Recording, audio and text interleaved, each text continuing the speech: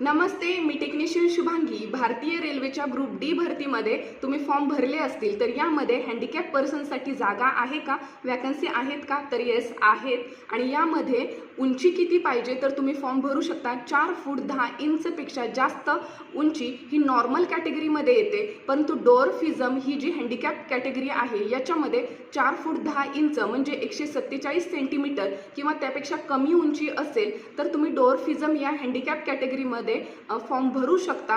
आणि यामध्ये हँडिकॅप पर्सनसाठी देखील वेगवेगळ्या कॅटेगरीजच्या आपल्या रेल्वे डिपार्टमेंटमध्ये वॅकन्सीज आहेत ग्रुप डी मध्ये, परंतु पोस्ट प्रेफरन्स देताना यामध्ये फक्त 4 कॅटेगरी अशा आहेत जिथे तुम्ही पोस्ट प्रेफरन्स देऊ शकत नाही हँडिकॅप पर्सन।